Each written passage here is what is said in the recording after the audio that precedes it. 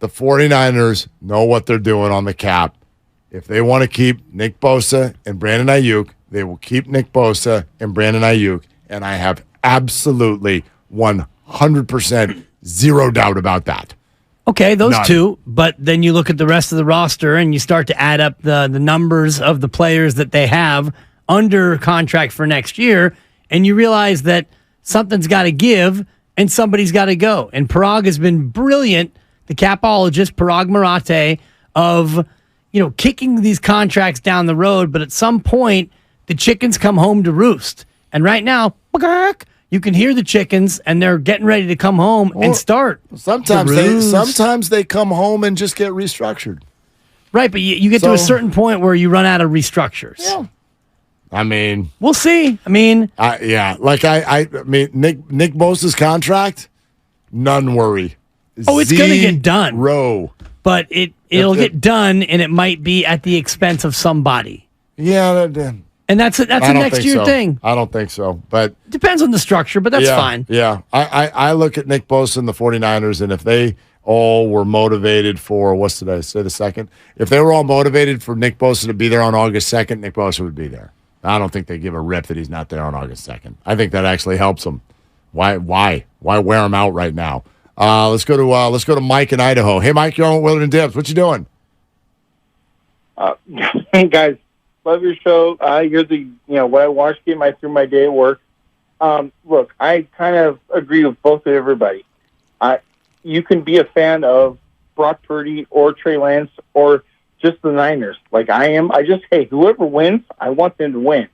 You can be a fan of the Giants if Farhan didn't make a trade. Cool, but we got Patrick Bailey. It's like, okay, we got some starting things and we have something to sell to free agents, and you flip it into the Warriors. Okay, we still have Steph. We still have everybody. Like, this isn't an unattractive team. It's just like, hey, everything can be the same. Everybody can be right. You can be correct on if you should get Trey more, throws or Brock Purdy or whatever. But hey, like at the end of the day, hey, how about every team wins? Whoever's the best wins, and it doesn't mean that team doesn't like that person. Maybe that person beat out the other person that you like, i.e., Trey Lance. And hey, I never heard any Shanahan or Lynch or anybody say they hate Trey Lance or anything like that. So it's like, why does it have to be so like, oh, he's a failure or maybe, hey, he got hurt, didn't work out. Okay, we found Trey Lance. Who knows? Again, yeah, I'll just take it off the air. Mike, thanks. I think that's what we've been talking about all day. I really do. It is none of the things that people make it out to be. It's none of them. It's literally none of the things that people make it out to be. Mike is basically saying, to kind of shorten that up, why does it get personal? I don't know. I have no idea. It's because fans have attached themselves to one quarterback or the other, and for whatever reason, and when you feel like your guy is not necessarily getting their just desserts in your eyes, it becomes personal. And this feels a little bit to me like the Draymond Green, Jordan Poole situation, not to dredge this up for the 17 millionth time, but in terms of how people felt about it, you were either Team Jordan, he's a victim, or Team Draymond, he had it coming to him. That got divided. Well, that's an extreme version of the Team Draymond. Because that can't be everyone, because neither of those describe me. But part of Team Draymond also was he helps us win and Jordan Poole doesn't. And part of Team Jordan was he's our future and Draymond's overrated. How about instead of he had it coming to him, there's more going on here than we realize with regard to the way the team views Jordan Poole. I sensationalized it for the sake of the bit. I mean. But you get what I'm saying in terms of. Totally. And this quarterback thing is, if you're Team Brock, well, people might think that you're X, Y, and Z. And if you're Team Trey, you might be Team A, B, and C. Yeah. It just depends. Because so many people are losing sight of the bigger picture, which is what you've said, and that caller did a great job of saying, which is, I want the team to win. And if Trey Lance comes in, let's say Brock Purdy does get hurt, unfortunately, and Trey Lance comes in and leads this team to the Super Bowl, I'm going to be thrilled as a 49er fan. Absolutely. And if Sam and Trey and Brock all get hurt and Brandon Allen comes in the second quarter of the NFC Championship game and leads this team to the Super Bowl and they win it, amazing. Going to be thrilled. Amazing. You know? Like Josh Johnson last year. If he wouldn't have gotten hurt and they would have beaten Philadelphia, Josh Johnson eats for free in this town. Yeah, except for, according to Kyle Shanahan, he wouldn't have even started the Super Bowl. Phillip Rivers would have. Well, that's an interesting thing to say. Yeah. I mean, if Johnson leads them to the win, I wonder if Kyle would go off the board to find a guy to replace him. Maybe he was sort of referring to the fact that once Josh was hurt, too. Correct. Although it's funny that he still thought they could win the game at that point. He thought they could win the game until they went down 31-7. And then he realized, okay. Which is adorable. It really is. It's the cutest thing ever. But that's it's why not as cute as the Kings. No, but you got to love it because it's pretty cute. He's willing to fight at that level. Yeah. And they go down 31-7, and he looks up and goes, I don't know if we can win and stuff. Mm-hmm. I mean, this one might be over. Even something you said in talking about that, and we hear it a lot, and it still makes my shoulders kind of go up. I get super uncomfortable. Team Brock and Team Trey. Yuck. No, I'm with you. Yuck. But I want no part of it. You don't want to be on anyone's team. I'm not on Team Brock. I'm not on Team Trey. I hate that there are teams. I've heard it. I heard it this week. The Trey people. The Brock people. Oh, God. Oh, yuck. Don't be one of those people. Don't be one of those people. Don't pit the two of them against one another. You have every right to have an opinion on who should play and how things get handled. But let's not create the Trey people and the Brock people. That to me is just unnecessary. Just completely unnecessary. Well, there's another one that's coming, and I want you to start figuring out what team you're on. Sam people? No. There's two of them. One of them is, are you Team Deebo or Team Aiyuk?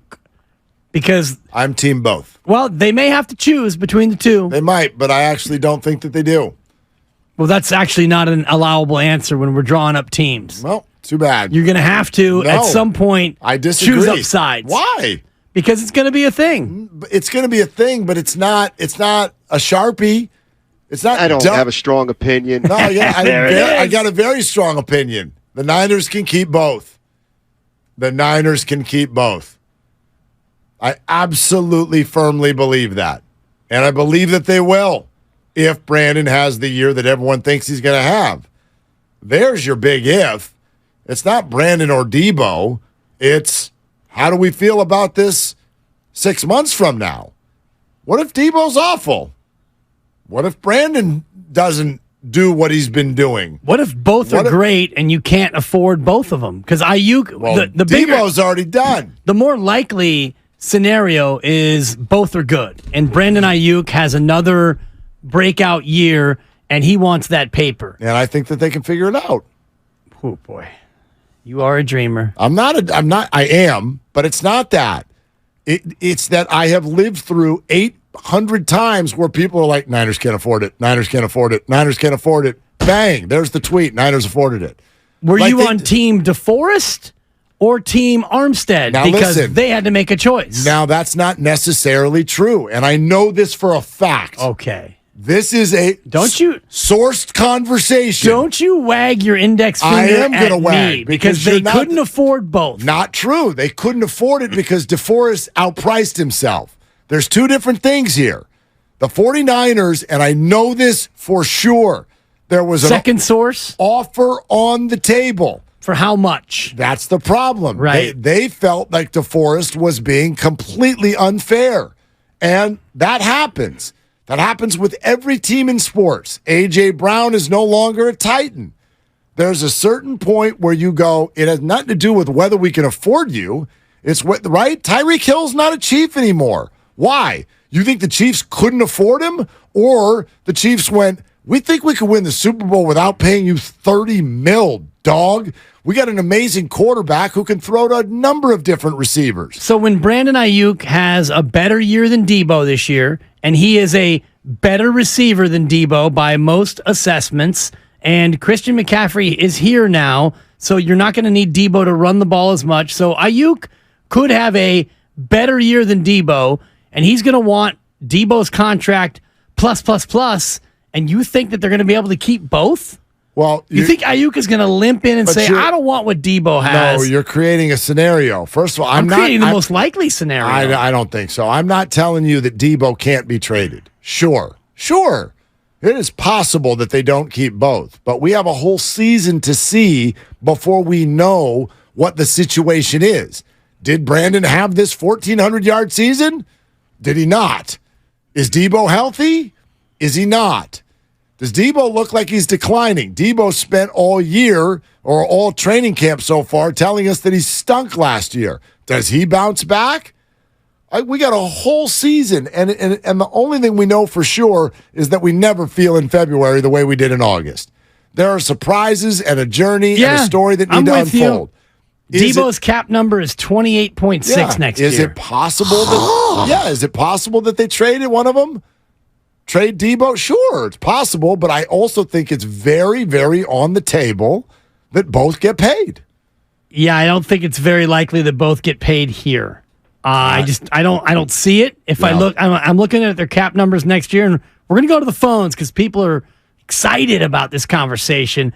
Trent's at 28, Armstead's at 25.6, Kittle's at 19.8, Trey Lance is at 10.8, Fred's at 24.4, Deebo's at 28.6, Javon's at 15.5, Charvarius is at 17.9.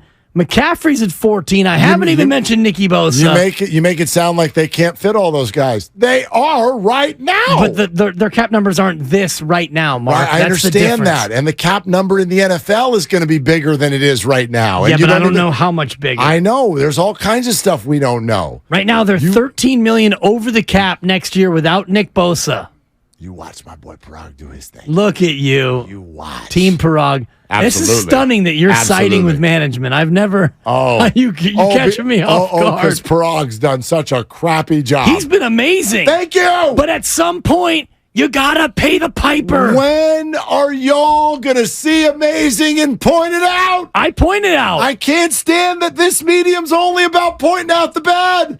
There is amazing all over this freaking town. I've been praising There's a Parag dynasty. There's a trip to the NFC title game every other year. Great. There's a freaking baseball team with 107 wins with apparently no good players. And all you all want to do is tell me how awful all of these execs are and how it won't continue. You're raising your voice at the wrong guy right now because I've been praising Parag back when all of you thought his last name was Maraith. Oh, really? Yes. Really? I've been on So why did you just call me out for basically being Mr. Exec Protector? Because I thought that I might be able to get your goat, and I did. Man. Not really. They're $9 million under the cap right now, 9.6. So when you sign Nick Bosa and you give him whatever you're going to give him, and right now his number is 17.8. That's this year. So you're going to give him 26 this year, and then that number goes up. And I know the cap also goes up, and I know that Parag knows this more than I do. And restructure, and somebody who underperformed will get cut. His name could be Kittle. I don't know. Yeah. I don't know. That was my point off the top. They're not going to be able to keep all these guys. But Deebo and Brandon might be two of the ones who they do. Well, you better not throw the ball to Brandon because the better he plays, the more it's going to cost you. We'll tell Kyle. We'll make sure. He knows that. He's no dummy Make and stuff. sure that Brandon does not catch more than 3 balls per game or else everything's ruined. Brock, do me a favor. Look for Jawan here. It's 3rd down. We're going to... Well... It's 3rd down, then it's already done. A lot of Danny Gray this year. He's ARB 2.